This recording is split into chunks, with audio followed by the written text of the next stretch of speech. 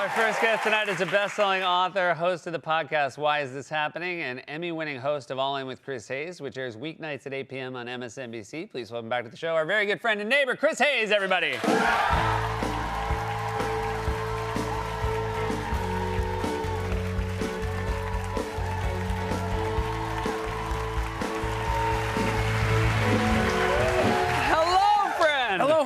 Well, I last talked to you right before the election, and here we are. And is that right? Yeah, I think that might be right. But here's my question to you. I mean, look, the first Trump administration obviously had its challenges for somebody doing news journalism. How have you found the challenges this time to be different, if they are different? Oh, it's much harder. Yeah. Yeah, it's much more difficult. I mean, I think it feels like a constant assault. Mm-hmm. They're doing so much. It's so hard to keep tabs on it at one level, just at a kind of information processing level, and then to make these affirmative decisions about what you want to focus on. Right. And I feel pretty overwhelmed every day. And, you know, it wasn't like he wasn't flooding the zone the first year, but I guess maybe the news was flooded the zone. Like, things were happening to him more the first time, and now it seems like there are things that are happening to us. That's really well said. Yeah. That's really well said, yes. And there was also a lot more, like, there would be news cycles about a tweet he sent. Yes. And now it's like, no, that's there not wasn't the even problem. a news cycle about Elon Musk's tweet that he was on the Epstein list. Yes. Like, that was... Like, well, maybe. Yeah, maybe. You know what? To each their own. Yeah. There's obviously the scarier stuff that is happening. You know, we saw a couple of, elected officials in this country. Mayoral candidate Brad Lander here in New York City, he got detained by ICE. Yep. And you talked to him right afterwards. Like, I mean, was he shocked by what had happened? Yeah. He was pretty shocked. I mean, one of the things I think it's important context for the controller, Brad Lander, was he's been doing this for weeks. Right. So there's this story that ICE and DHS and the Trump folks want to tell of, like, these Democratic politicians are trying to pull stunts. Like, he's been going and doing this for weeks. And what's clear is, I think, they like the show of force and the spectacle of physically restraining and detaining members of Congress. Yes. I really do think that is part of it. And people should be both enraged and freaked out by that, which I think, at least the people in this room are. Yes, I think these people should be, yes. One of the things I think a lot of people are just asking, and one of the reasons he was there, is just due process, And a lot of the people that ICE has been detaining are people who are going to court to basically follow the legal process as it's been explained to them. Yes, they're showing up at court dates to nab the people that are people that show up to court dates. Yeah. Right? Like, so the idea that, there are these sort of awful, violent criminals and predators who are doing all sorts of terrible things, and there are some people here who are undocumented who do terrible things. Yes. That is true.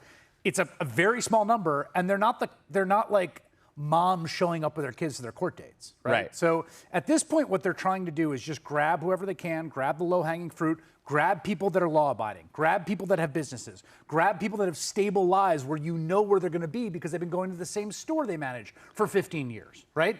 It's the opposite of people that are violent, that are in hiding, that are, moving through the underground. These are sort of like salt of the earth working stiffs, basically. We also saw, of course, troops sent to Los Angeles, and it does seem like every day we're getting a sense that maybe Pete Hegseth wasn't cut out for this job, and one could maybe even argue that a lot of the people who confirmed him should have seen this coming. But there's reporting now that he's sort of even on the outside of the Iranian discussions. Do you think this means that the Trump administration realizes that he's a lightweight in sort of foreign affairs? The Washington Post reporting today was that, and I'm going to characterize rather than quote verbatim from memory, there is no existing operational interface between the Secretary of Defense and the White House. Like, okay, well, yeah. Think there should be. Yeah. I feel like that's not a job where they say, like, you just go do your thing. Yeah, just... Yeah. Can someone get him an iPad?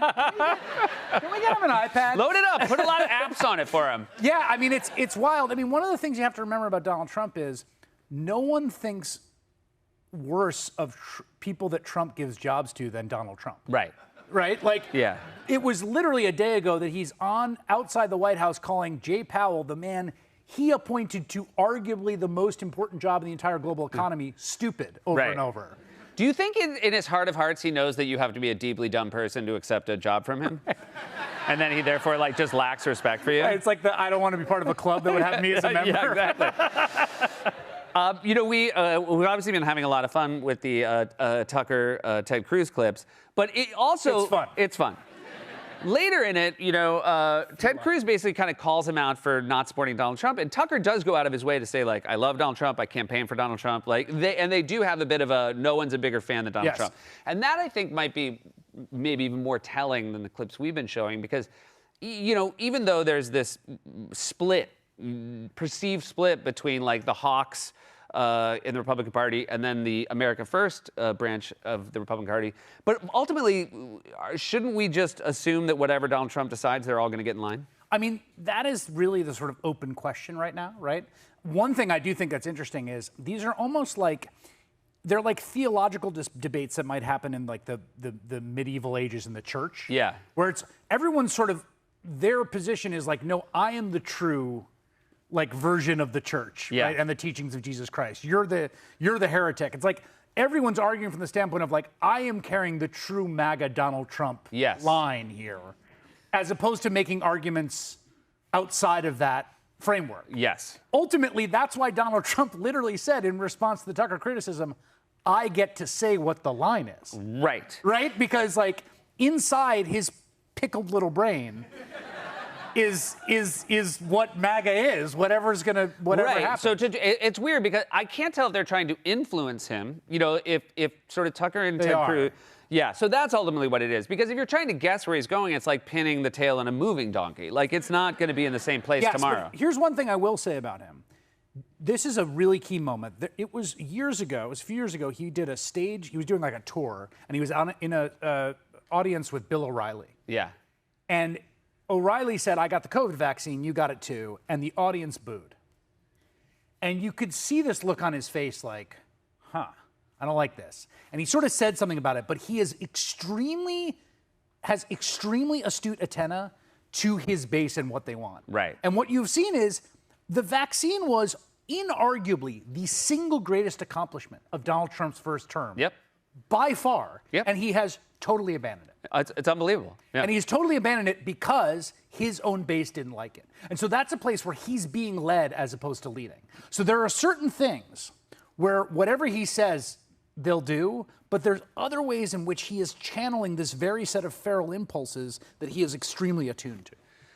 Your wife had a lovely viral moment. She did, yes. And it's nice in this day and age to say, like, somebody had a viral moment that was nice. Yes, exactly. By the way, it wasn't like, I wouldn't say the interaction was nice, but she really held her own.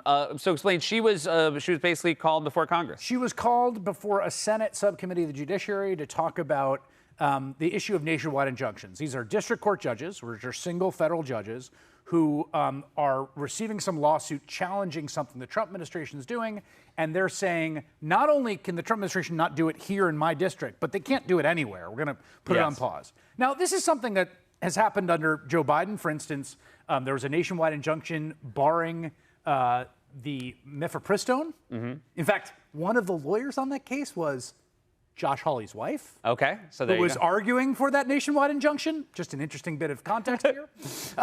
There was nationwide injunctions on student debt, all this stuff. They have now decided, because it's Donald Trump, they hate nationwide injunctions. Yes. And one of the arguments they've been trying to make is, oh my God, look at all these nationwide injunctions. What could possibly be the reason that so many judges are striking down so many Trump actions other than anti-Trump animus? Yes. And my wife, Kate Shaw, who's a brilliant constitutional law professor, hosts the Strict Scrutiny podcast, offered a kind of another reason. Yeah, she maybe it wasn't the most confusing reason. Yes.